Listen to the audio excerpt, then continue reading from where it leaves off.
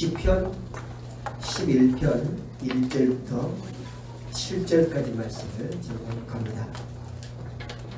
내가 여호와께 피하였거늘 너희가 내 영혼으로 새같이 내 산으로 도망하라 함은 어찌민고. 악인이 활을 당기고 살을 쉬에 먹이며 마음이 바른 자를 어두운 데서 쏘려하는도다. 터가 무너지면 의인이 무엇을 알고. 여호와께서 그 성전에 계시니 여호와의 보좌는 하늘에 있으며 그 눈이 인생을 통촉하시고 그 안목이 저희를 감찰하시도다. 여호와는 의를 감찰하시고 악인과 강포함을 좋아하는 자를 마음에 미워하시는도다. 악인에게 그물을 내려 치시리니 불과 유황과 태우는 바람이 저희 잔의 소득이 되리로다. 여호와는 의로우사 의로운 일을 좋아하시나니 정직한 자는 그 얼굴을 배우리로다. 아멘. 여러분은 지금부터 10년 전 2011년에 무슨 일이 있었는지 기억하십니까? 우리 옆나라 일본의 동쪽이죠. 후쿠시마라고 하는 그 지역에서 대지진이 일어났습니다.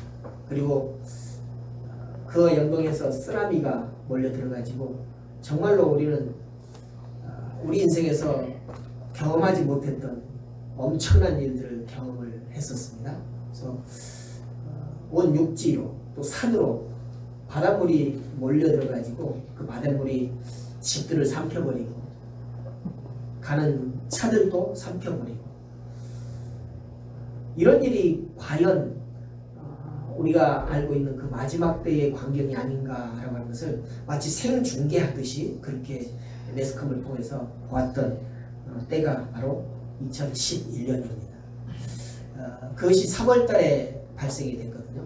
그런데 한 4개월 후에 우리나라에서 30층 높이 되는 그런 건물이 흔들린다 라고 하는 그런 소문이 들리고 그 건물에 새들어 있던 모든 사람들이 막 피난하기에 급급하고 놀라 자빠지는 그런 일들이 있었습니다. 역설적이게도 그 건물의 이름이 테크노마트 아십니까? 저 강변역 옆에 있는 상당히 높은 건물이죠. 그것은 대부분의 상가들이 최첨단을 달리고 있는 그런 전자제품을 판매하고 또 IT 그런 산업이 융성해가는 그런 건물이었습니다. 그리고 그 건물도 첨단 공법으로 지어졌고 안전진단에서 아무런 이상이 없다라고 하는 그런 진단을 받은 그런 건물이었는데 그 건물이 흔들린다.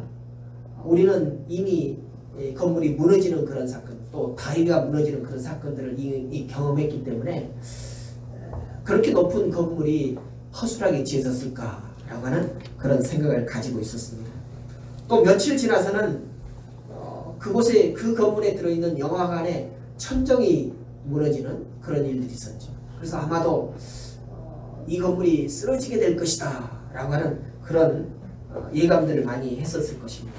그런데 나중에 안전진단을 해보니까 그곳에 새 들어있던 피트니스 센터 운동하는 거기에서 음악을 크게 틀고 또 띵뛰기를 막 하면서 그 높은 건물은 고유의 바람에 의한 그런 진동이나 이런 것들이 있는데 그 진동과 띵뛰는 그 운동의 진동이 부딪혀가지고 건물이 흔들리는 그런 현상이 있었다라고 이렇게 결론이 났습니다. 그래서 그에 대한 대책을 하고 난 다음에 이제부터 흔들림이 없었다. 그렇게 결론이 났어요. 흔들린다라고 하는 것은 엄청나게 우리에게는 충격이죠. 여러분, 여러분의 삶이 흔들리지 않습니까? 우리는 가끔 삶을 살아가면서 내가 안정되다, 평안하다라고 이렇게 생각하고 있는 그 무엇인가가 흔들리다라고 하는 그런 경험을 할 때가 있습니다. 우리 인생이 흔들리는 거예요. 이것은 우리에게는 엄청난 충격이고 아픔이지 아닐 수가 없습니다. 세상의 모든 것은 흔들리고 무너집니다. 그것이 바로 인생살이다라고 이렇게 여기지는 것이죠. 여러분 인생을 많이 오랫동안 살아왔으면서 그 인생이 정말로 나는 흔들림 없이 아주 굳건하게 온전하게 평안하게 그렇게 살아왔다라고 이렇게 자부하시는 분이 과연 얼마나 있을까요? 그런 분은 손에 꼽을 만큼도 없을 것입니다. 여러 가지 시련과 여러 가지 고난이 우리 인생길에는 늘 찾아오고 또 그것을 힘들게 넘어온 것이 바로 우리의 인생이다라고 이렇게 얘기할 수 있습니다. 다윗도 예의가 아니었습니다. 처음에 다윗은 매우 그의 삶이 견고해 보였습니다. 베들레헴에서 어린 목동으로 살아갈 때 당시 이스라엘의 최고 지도자였던 사무엘이 그에게 찾아와서 기름을 부으면서 네가 왕이 될 것이다 라고 이렇게 말했을 때 그는 정말로 지금까지 경험하지 못했던 그런 뿌듯함과 또 자신만만함 그런 것들이 있었을 것입니다. 그 후에 다윗은 골리앗을 싸워서 이기고 화려하게 이스라엘 사회에 등장을 하게 됩니다. 마치 오늘날 아이돌이 샛별처럼 이렇게 등장하는 것처럼 다윗은 어린 나이임에도 불구하고 모든 전장에서 싸우면 모든 싸움을 이기는 그런 장수가 되어서 이스라엘에 등장했다는 것이죠. 그런 장수로서 충실하게 직무에 수행했고 나중에는 사울왕의 딸 미갈과 결혼해서 왕의 사위가 되는 그런 영광도 누렸죠. 베들레헴 목동일 때와는 비교했을 때 감히 비교할 수 없는 그런 자리에 앉았습니다. 그런 다윗이 무엇이 부러웠겠습니까? 많은 사람들이 그 다윗의 그런 모습을 부러워했을 것입니다. 그러나 다윗이 그렇게 튼튼해 보이고 든든해 보이던 그 터전이 그 기초가 무너지고 말았습니다. 그 목숨을 아끼지 않고 섬긴 왕이며 장인인 사울이 그를 죽이려고 쫓아다니는 그런 시대를 맞고 말았다는 것이죠. 그는 간신히 도망했고 얼마 후에는 그의 아내도 다른 남자에게 가버리고 말합니다. 그때부터 그는 끝없는 도망자의 삶을 살아야 했습니다. 바로 인생의 기초가 흔들리고 무너졌다라고 이렇게 말할 수 있습니다. 오늘 말씀을 보니까 터라고 하는 말이 나옵니다. 터는 히브리어로 사타라고 하는 말입니다. 이것은 기초 또는 터전, 지지대라고 하는 그런 의미를 가지고 있어요. 그런데 다윗의 그 터가 하루아침에 흔들리고 무너진 것을 다윗은 경험했습니다. 우리 주변에도 인생의 기초가 무너지는 그런 고통을 경험하는 사람들이 얼마나 많은지 모릅니다. 아니 이 자리에 앉아있는 우리 자신들 중에도 터가 흔들리고 무너지는 그런 삶을 살고 있을지도 모릅니다. 오랜만에 고향 친구를 만나는데 뭔가 소식을 듣게 되잖아요. 그 어린 시절 그렇게 힘있게 뛰어다니면서 또는 여자들은 긴 머리 휘날리면서 그렇게 맹랑하게 살아가던 그들이 오늘날 소식을 들어보니까 힘들게 살아가고 고난의 삶을 살아가고 어떤 이는 그 젊은 나이에 죽어버리고 말았다. 그런 소식을 들을 때마다 참으로 사람의 터는 완전하지 못하고 불안한 그런 삶을 살아갈 수밖에 없구나 라는 것을 경험하게 됩니다. 이것이 바로 인생입니다. 갑자기 사랑하는 일을 잃어버리고 재산과 건강을 잃어버립니다. 삶의 의욕도 잃어버립니다. 바로 기초가 무너진다는 것이죠. 성도 여러분, 여러분을 지탱하고 있는 그 기초가 무너질 때 할 수 있는 일이 무엇일까요? 우리가 흔들릴 때, 우리가 살아가고 있는 이 땅이 흔들릴 때 우리가 과연 할 수 있는 일이 무엇이겠습니까? 오늘 본문을 보십시오. 11장 3절에 보니까 터가 무너지면 의인이 무엇을 할꼬? 라고 있습니다. 터가 무너질 때 의인이라 할지라도 할 바를 모른다는 얘기죠. 할 수 있는 일이 무엇인지를 모르겠다라고 하는 그런 고백인 것입니다. 이것을 표준 세번역 성경에서는 이렇게 번역을 했습니다. 기초가 바닥부터 흔들리는 이 마당에 의인들 무엇을 할 수 있겠는가? 땅이 흔들리는데 그 땅 위에 살아가는 사람들이 무엇을 할 수 있겠느냐? 터가 무너지면 비록 의인이라 할지라도 아무것도 할 수 없는 무기력한 그런 상태가 되어버리고 만다는 것입니다. 이러할 때 오직 단 하나 할 수 있는 것이 있습니다. 무엇일까요? 그것은 바로 도망가는 것. 흔들릴 때는 도망가야 합니다. 제가 이게 우리 중화동 동네를 이렇게 차를 끌고 돌아다니다 보면은 학교 앞을 지나잖아요. 학교 앞에 이렇게 간판이 붙어 있습니다. 뭐라고 간판이 붙어 있을까요? 네? 지진, 재난 시 대피 장소. 지진이나 재난이 일어나면은 집에 있지 말고 학교 공터로 도망을 하라라고 하는 그런 것입니다. 그런데 그 학교 넓은 공간이 도망지이지만 피할 장소이지만 안전할까요? 아니요. 그것도 안전하지가 못합니다. 그런데 성경에서도 보면은 이런 큰 재앙이 있고 큰 흔들림이 있을 때 도망하라 라고 이렇게 말씀하세요. 마태복음 24장에도 예수님께서 마지막 때를 이렇게 마지막 때의 징조를 예언하면서 그때 유대에 있는 사람들은 도망하라 라고 이렇게 말씀하십니다. 어디로 도망을 하고 있을까요? 산으로 도망하래요. 산으로. 히브리인들의 그 사고에는 산이라고 하는 곳은 어떤 사고를 갖고 있냐면 산은 하나님이 계신 곳, 하나님을 만날 수 있는 곳. 그래서 신성시 되어지고 있었습니다. 왜 그런가 하니까 모세가 하나님을 처음 만났을 때도 산이었습니다. 그리고 십계명을 받은 것도 산이라는 것이죠. 또 예수님께서 제자들에게 말씀을 나눌 때 팔복의 말씀, 산상순할 때 산에서 이렇게 말씀을 나눴잖아요. 그래서 히브리인의 사고는 산이라고 하는 것이 하나님의 임재의 곳이고 또 하나님을 만날 수 있는 것이고 그리고 신성시 되어지는 그런 사고를 가지고 있다는 거죠. 그래서 재난이 일어나면 산으로 도망하라 라고 이렇게 말씀을 하고 있다는 것입니다. 소돔과 고모라가 유황불로 재난을 받을 때 어땠어요? 롯의 가족들이 근처에 있는 산으로 도망갔잖아요. 그런 것처럼 산으로 도망간 것이 가장 제 일이다 라고 이렇게 생각을 하고 있다는 것입니다. 오늘 말씀에도 보니까 1절에 보십시오. 너희가 내 영혼으로 새같이 내 산으로 도망하라 하면 어찌 민고. 많은 사람들이 다윗이 이런 고난을 받고 있습니다. 다윗이 마치 자기 장인에게 압박을 받고 이렇게 피해 도망가는 그런 상황이 재앙이다 라고 생각을 하고 다윗에게 권고하기를 내 산으로 도망하라 라고 이렇게 많은 권고를 했다는 것이죠.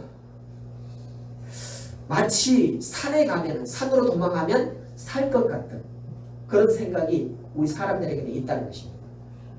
실제로 AD 68년에 로마 군대가 예루살렘을 이렇게 침략을 하고 많은 사람을 죽였을 때에 예루살렘 성 안에 있는 사람들이 이렇게 그 요단강 동편에 있는 산으로 도망가서 사람들이 살았다라고 하는 그런 역사적인 증거가 있어요.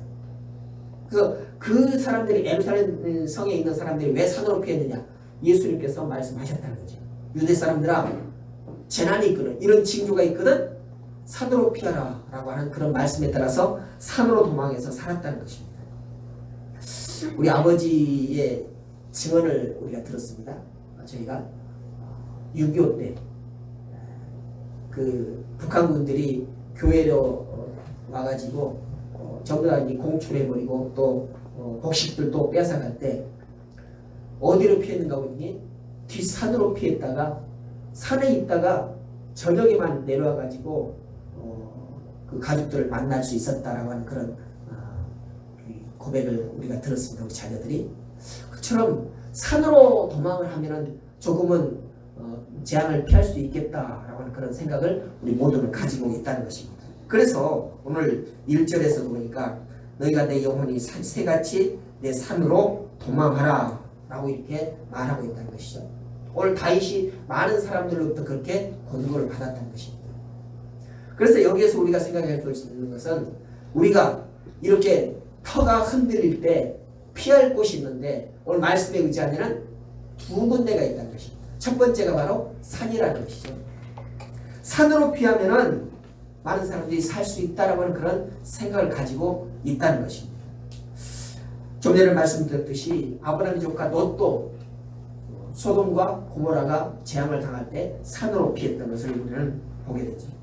그렇다면 과연 산으로 도망하는 것이 정말로 현명한 처사일까? 그곳으로 가면 우리가 살 수 있을까라고 하는 것입니다. 근데 여기에 문제가 있습니다. 만약에 사람에게 오늘 말씀처럼 새처럼 날개가 있다면 땅에서 이 평지에서 훌쩍 날아서 깊은 산속으로 도망을 할 수 있을 텐데 사람은 날개가 없잖아요. 그러니까 힘들어서 산을 올라가야 한다는 그런 수고가 필요하다는 것입니다. 그러나 그 가는 도중에 또 어떤 어려움을 만날지도 모른다는 것이죠. 그래서 어떤 사람들이 나는 무엇이든지 할 수 있다. 나는 어떤 어려움이 있어도 일어날 수 있다. 피할 수 있다라고 생각을 하지만 그러나 세월이 감에 따라서 그런 생각을 가지고 있던 사람들이 나이가 많아지면 산에 올라갈 수 있는 힘도 없다는 것입니다. 그렇지만 마음으로는 나는 계속 날 수 있다. 나는 날개가 있다. 이렇게 생각하지만 어느 결인가 그 날개는 꺾이고만 그런 삶의 여정이었다는 것이죠. 그래서 이렇게 자신의 연약함을 제대로 모르는 어리석은 삶을 살아가고 있는 것이 바로 우리 자신이라는 것입니다. 그러나 더 큰 문제는 산으로 가도 안전하지 못하는 것이 우리 인생의 태반이라는 것입니다. 사무엘상 23장 24장을 보면은 다윗이 산과 둘로 숨어 다니는 그런 모습이 보여집니다. 그런데 산은 피난처가 되지 못하다는 것을 다윗이 실제로 경험을 하게 돼요. 그 산으로 도망하면 사울왕은 그 산에도 쫓아옵니다. 둘로 도망하면 둘로도 쫓아갑니다. 유다에 있는 어떤 성으로 도망하면 사울왕은 그 성으로 쫓아가죠. 그 어디에도 안전하게 피할 곳이 없다는 것을 다윗은 경험하게 된다는 것입니다. 사무엘상 24장 2절을 보니까 이렇게 말씀합니다. 사울이 온 이스라엘에서 택한 사람 3천을 거느리고 다윗과 그의 사람들을 찾으러 들염소 바위로 갈새. 그러니까 다윗이 어디로 피해도 사울은 그곳을 찾아서 간다는 것이죠. 그 다윗이 피했을 때 사울이 찾아가서 위로하고 먹을 것을 갖다 주고 그러려고 쫓아가는 것이 아니에요. 뭐 하려고 쫓아가요? 죽이려고. 많은 사람들은 산으로 피하라고 했지만은 그 산으로 도망했음에도 불구하고 죽음은 쫓아오더라는 것을 다윗은 경험했다는 것입니다. 산도 안전한 피난처가 아니다라고 하는 것을 우리는 알게 되는 것이죠. 그렇다면 인생의 터가 다 무너진 다윗을 보호해준 피난처는 어디일까요? 그 피난처는 다름 아닌 여호와 하나님이셨습니다. 사울이 사울로 추격해 왔지만 하나님께서 다윗을 보호해 주셨습니다. 사무엘상 23장 14절을 이렇게 말씀합니다. 다윗이 황무지 요새에도 있었고 또 황무지 산골에도 유하였으므로 사울이 매일 찾되 하나님이 그를 그의 손에 붙이지 아니하시니라. 사울은 산으로 도망한 다윗을 찾아갔습니다. 쫓아갔습니다. 그를 죽이고자 하는 그런 마음을 가지고 쫓아갔다는 거죠. 그 전에 여러 곳에서 쫓김을 당하고 도망을 하였던 다윗인데 어느 산으로 도망을 갔는데 이제 사울이 다윗을 죽일 그 찰나에 다윗이 죽지 않았다는 것이죠. 왜 죽지 않았는가? 오늘 말씀을 보니까 하나님께서 사울의 손에 다윗을 붙이지 않았다고 이렇게 말씀을 하고 있습니다. 만약에 이 말씀이 그의 손에 다윗을 붙였더라라고 이렇게 기록을 했다면 다윗은 죽고 말았을 것이죠. 근데 하나님이 그의 손에 붙이지 않았다라고 이렇게 기록하고 있다는 것이죠. 다시 말해서 하나님께서 다윗을 보호해 주셨다는 것입니다. 다윗은 산에 도망하면 살 것으로 그렇게 여기고 도망했는데 여전히 다윗을 사울이 쫓아왔다는 것이죠. 그러나 그 산에서 하나님께서는 다윗을 보호해 주셨다는 것입니다. 무슨 말씀입니까? 다윗이 산으로 도망했지만 결국은 하나님께로 도망했다는 거죠. 하나님께로 피했다는 것입니다. 산으로 도망했을 때 다윗은 피할 곳을 찾지 못하고 사울의 손에서 벗어나지 못했지만 그러나 하나님께 피했을 때 사울은 사울의 손에서 벗어날 수 있었다는 것입니다. 사울이 다윗을 매일 찾았습니다. 하나님은 매일마다 다윗을 보호해 주셨습니다. 다윗은 하나님의 품만이 가장 안전하다는 것을 알았습니다. 그래서 그는 하나님께로 숨기로 했습니다. 오늘 11편 1절을 보십시오. 내가 여호와께 피하였거늘. 다윗은 산으로 피한 것처럼 보였지만 그는 하나님께 피했다는 것을 오늘 고백하고 있습니다. 여러분, 산으로 도망한 것처럼 보였지만 다윗은 하나님께 피했다는 것이 오늘 다윗의 고백이라는 것입니다. 성도 여러분, 우리도 하나님께 피해야 할 것입니다. 기초가 무너질 때, 아무것도 할 수 없을 때, 어디로 가야 할지 모를 때 바로 하나님께 피하는 것. 하나님께 피하는 것이 가장 최선책이라는 것입니다. 하나님만이 우리의 피난처입니다. 시편 7편 1절에 보니까 이렇게 말씀합니다. 여호와 내 하나님이여 주께 피하오니 나를 쫓는 모든 자에게서 나를 구하여 건지소서. 다윗이 세상 어느 곳에서도 사울왕의 손을 피할 수 없다고 이렇게 생각되질 때 하나님께 고백합니다. 하나님께 내가 피하오니 하나님이여 나를 구하소서, 나를 건지소서. 이것이 오늘 다윗의 고백인 것처럼 오늘 살아가는 우리의 고백이 되어야 되고 또 우리의 삶의 모습이 하나님께 피하는 그런 삶이 되어야 하는 것입니다.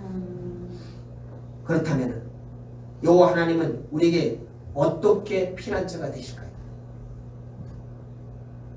본문은 그것을 상징적으로 표현합니다. 여러분, 터가 무너졌을 때 가장 안전한 곳이 바로 하나님이라고 했습니다. 하나님께 피하는 곳이라고 했습니다. 그렇다면 그 하나님이 계신 곳이 어딘가? 우리 보통 하늘에 계신 하나님이라고 이렇게 고백하잖아요. 그렇다면 하늘에 계신 하나님이신데 우리가 하나님께 피하려면 우리가 하늘로 날아올라야 된다는 것입니다. 여러분 중에 하늘로 날아오르시는 그런 기능이 있으신 분 계십니까? 그런 능력이 계신 분 계십니까? 우리는 아무도 없어요. 물론 요즘에 비행기가 있어서 하늘로 날아오를 수 있습니다. 그러나 그 비행기가 하나님 계신 그 하늘까지 과연 당도할 수 있을까? 오늘 말씀은 4절을 보십시오. 여호와께서 그 성전에 계시니 여호와의 보좌는 하늘에 있으며. 하늘이라고 하는 단어가 나옵니다. 하늘. 오늘 말씀 보니까 터가 나오고 하늘이 나오고 터와 하늘은 정반대적인 그런 성격을 가지고 있습니다. 터에 반대되는 성격이 바로 하늘이라는 것이죠. 여러분, 2011년에 후쿠시마가 지진이 일어나고 쓰나미가 몰려올 때 그때 그 후쿠시마 하늘도 쪼개졌을까요? 아니에요. 땅은 쪼개지고 땅은 쓰나미가 일어났지만 그 하늘은 어제나 오늘이나 동일하게 그런 모습으로 있었다는 것이죠. 그래서 이로 인해서 하늘은 안전한 곳이다라고 하는 그런 의미를 우리는 알 수가 있는 것입니다. 그런데 오늘 하나님께서 그 하늘에 계신다라고 말씀하십니다. 하나님께 피하는 것은 하늘로 피한다는 것이죠. 또 우리가 과연 어떻게 하늘로 피할 수 있는가? 여러분, 우리는 하나님께 피하는 것이 최상책이고 또 우리는 하나님께로 날아올라야 되는데 우리는 우리 자신들 돌아볼 때 하늘로 올라갈 수 있는 그런 방법이 도무지 없다는 것입니다. 그래서 오늘 하나님께서 말씀하신 이 말씀을 우리가 집중해야 되는 것은 그 방법이 반드시 이 말씀 안에 있겠다라고 하면서 우리는 알아야 된다는 거죠. 과연 하늘에 계신 하나님을 우리가 어떻게 만날 수 있고 어떻게 우리가 그에게로 피할 수 있겠는가? 다시 4절을 봅니다. 여호와께서 그 성전에 계시니 여호와의 보좌는 하늘에 있으며. 하나님의 보좌가 하늘에 있다라고 하는 그 말씀 이전에 뭐라고 말씀하십니까? 여호와께서 그 성전에 계시니라고 했습니다. 그 성전에 계시니, 그 성전에 계시니. 우리는 하나님께서는 하늘에 계시니 우리가 도무지 그곳에 갈 수 없다라고 이렇게 낙심하고 절망할 수밖에 없는 그런 상황인데 먼저 하나님께서는 우리에게 말씀을 주시기를 여호와께서 그 성전에 계시니. 우리는 성전에 대해서 어떻게 생각하고 계십니까? 성전은 우리가 예배하는 곳, 하나님을 만나는 곳이라고 하는 이런 인식을 가지고 있지 않습니까? 근데 하나님께서 그곳에 계신다고 말씀하십니다. 그리고 하나님의 보좌는 하늘에 있다라고 이렇게 말씀하잖아요. 우리는 하나님의 성전에서 하나님을 만날 수 있다는 것입니다. 그러면 어떻게 하늘 보좌에 계시는 하나님께서 성전에 계시느냐 이거죠. 하나님께서는 우리의 손을 잡아주시기 위해서 성전에 계신다는 것입니다. 우리가 도무지 날개가 없어서 하나님께로 날아 오르지 못하는 것을 하나님께서는 알고 계신다는 것입니다. 우리에게 나약하고 우리의 연약함을 아시는 하나님께서 우리를 잡아 이끄시기 위해서 성전에 계시다라고 하는 것입니다. 하나님께서 이렇게 말씀하실 수 있습니다. 너희 터가 무너졌느냐? 어디로 피할지 몰라 방황하느냐? 내게로 오라. 내 손을 잡으려는 자는 내 성전으로 오라. 너희가 하늘로 올라올 수 없지만은 성전에는 올 수 있지 않느냐? 성전에 오는 자, 내가 그 손을 잡고 하늘로 들어 올리리라. 그런 마음을 가지고 계시다는 것입니다. 여러분, 성전에서 하나님의 손을 잡아야 합니다. 하나님께서 능력의 오른손으로 우리를 하늘로 이끌어 올리실 것입니다. 우리가 하나님께로 날아올 수 없기 때문에 하나님께서 땅에 있는 우리에게 손을 내밀어 주시는 은총의 구조, 이걸 하나님께서 우리와 함께 하시는, 우리를 이끌어 주시는 그런 구조라는 것입니다. 이런 구조는 이미 야곱의 삶에서 발견할 수 있습니다. 야곱이 형 에서를 피해서 에사삼촌 나발의 집으로 피해 도망가고 있는데 베델에서 밤을 맞았습니다. 베델에서 돌베기를 하고 잠들어 누웠을 때에 꿈을 꾸는데 그런 상황이 가장 어려운 시기입니다. 그리고 마음도 춥고 시린 그런 시기입니다. 근데 하나님께서 그의 꿈으로 현모하여 보여주시는데 꿈에 사닥다리가 하늘에서부터 땅으로 내려옵니다. 그리고 그 사닥다리 위에서부터 하나님의 천사들이 오르락 내려가면서 땅에서 잠자고 있는 야곱을 보호해 주시는 그런 환상이죠. 야곱이 하늘로 올라갈 수 없기 때문에 하나님의 천사가 땅으로 내려오는 그런 모습을 보여주고 있습니다. 사다리는 바로 하나님께서 우리 내미시는 손이다라고 하는 것이죠. 하나님께서 야곱의 손을 내밀어 주시고 이끌어 주시겠다는 것이죠. 이게 바로 하나님의 보호하심이고 이끄심이라는 거죠. 내가 내게로 내려오지 못하기 때문에 올라오지 못하기 때문에 내가 내게로 간다라는 것이 바로 하나님의 마음인 것입니다. 내 손을 내게로 내민다. 내 사자를 내게로 보내니 내 손을 잡으라 라고 하는 그것이 바로 하나님의 사랑의 표현인 것입니다. 성도 여러분, 하나님께서 내려보내시는 그 사다리를 붙잡으셔야 됩니다. 하나님의 손을 붙잡아야 합니다. 바로 성전으로 나아가야 한다는 것이죠. 성전이 어디입니까? 성전은 꼭 지어진 집을 말하는 것은 아닙니다. 하나님을 만나는 것, 하나님께서 이곳에 계시다라고 하는 그곳에서 하나님께 내가 무릎을 꿇고 기도하는 그곳이 바로 성전이라는 것입니다. 이것은 물질적인 그런 장소를 말하는 것이 아니라 영적인 그런 상황을 말하는 것입니다. 성전에는 하나님의 백성들이 하나님 앞에 무릎을 꿇는 그곳이 바로 성전이라는 것입니다. 우리가 세상 것 의지하지 아니하고 산으로 피하는 것이 아니라 하나님께 피할 때 그 무릎 꿇는 그곳이 바로 하나님의 성전인 것입니다.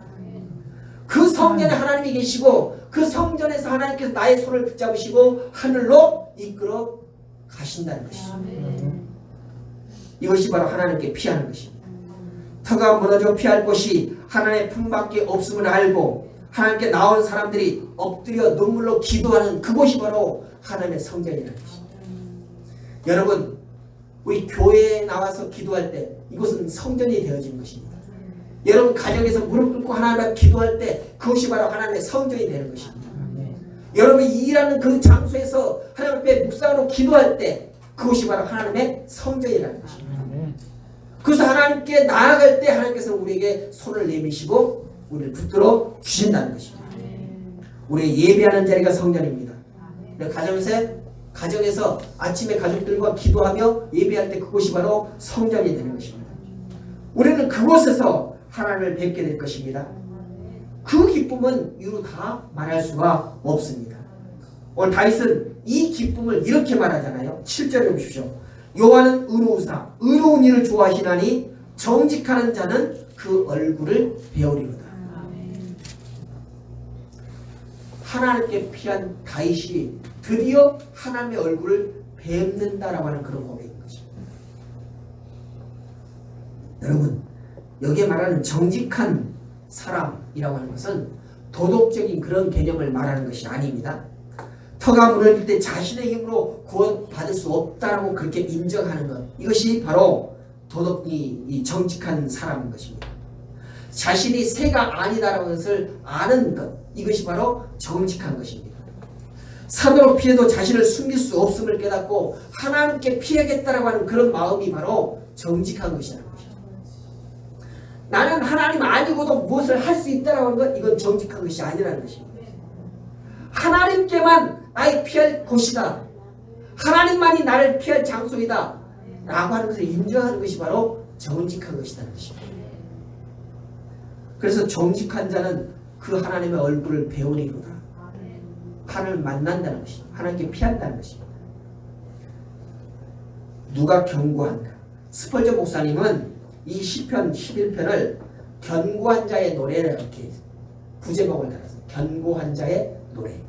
누가 견고한가? 무너진 터를 의지하지 않냐고 만세 반석이신 하나님 위에 집을 짓는 자, 이런 자가 견고한 자입니다. 바람 불면 넘어져 버리고 홍수가 나면 쓸려버리는 그런 곳에 집을 짓지 아니하고 도무지 무너지지 않는, 흔들리지 않는 하나님께 집을 짓는 그런 자가 바로 견고한 사람인 것입니다. 다윗은 그 견고한 하나님께로 피했습니다. 하나님께서는 그를 지키시고 다윗은 승리한 삶을 살 수 있었습니다. 우리도 그러한 삶을 살기를 원합니다. 우리가 지금 견고하다라고 이렇게 여기고 있는 이 터를 과신하지 않기를 바랍니다. 우리가 살아가고 있는 그런 사회, 또 건강, 사업, 가정, 이 대한민국, 이것을 과신해서는 안 된다는 것입니다. 우리가 신뢰할 수 있는 것은 바로 오직 하나님의 터, 하나님이 계신 하나님의 처소, 하나님의 보좌, 하나님의 성전, 이것만 우리가 신뢰할 수 있다는 것이죠. 다른 것, 어떠한 것들을 과신해서는 안 된다는 것입니다. 우리 오직 하나님께 우리의 모든 것들을 맡김이 있어야 되는 것입니다. 곳곳에서 터가 흔들리는 그런 조짐을 느끼는 분들이 많이 있을 것입니다. 그럴 때 어디로 피해야겠습니까? 바로 하나님의 성전으로 피해야 합니다.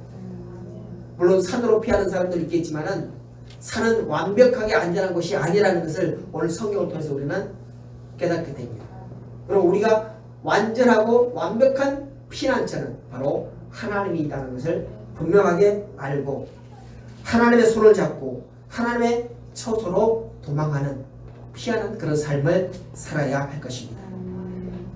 우리가 믿고 의지할 분은 만세 반석이신 하나님뿐임을 믿고 나아갈 때 하나님께서 우리에게 주시는 그런 평안과 안식을 누릴 수 있는 것입니다.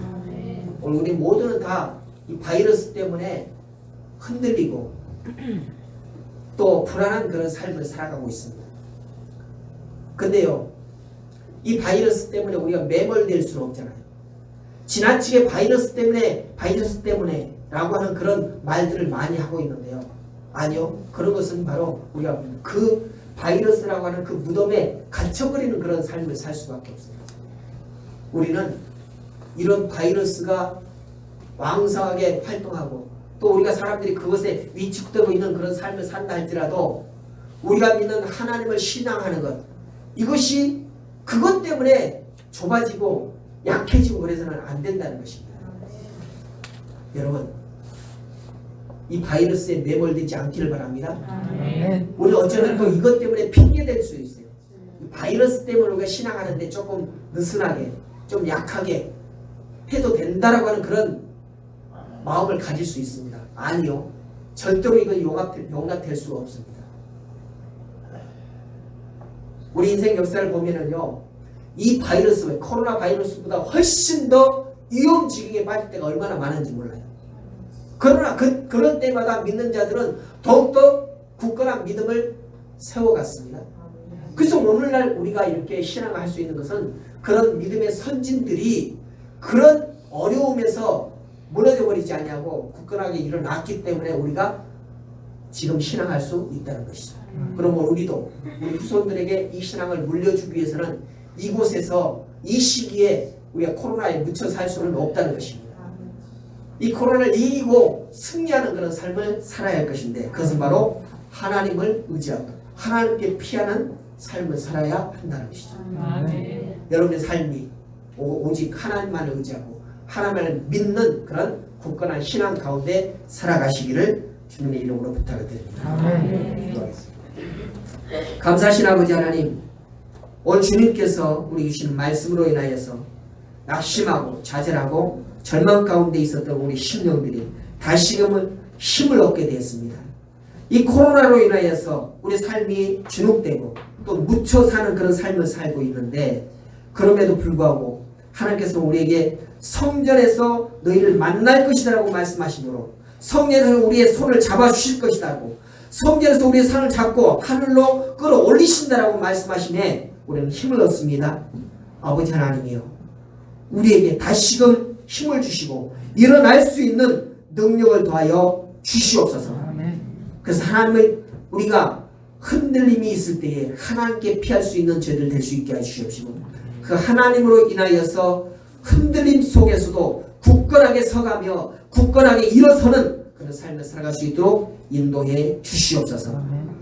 우리를 억누르고 침략하는 그 어떤 것도 하나님의 권세 있는 그 능력을 이길 수 없다는 것을 우리 강하게 믿게 하여 주시옵시고 오늘을 살아갈 수 있도록 인도해 주시옵소서. 감사드리며 예수님의 이름으로 기도드렸습니다. 아멘.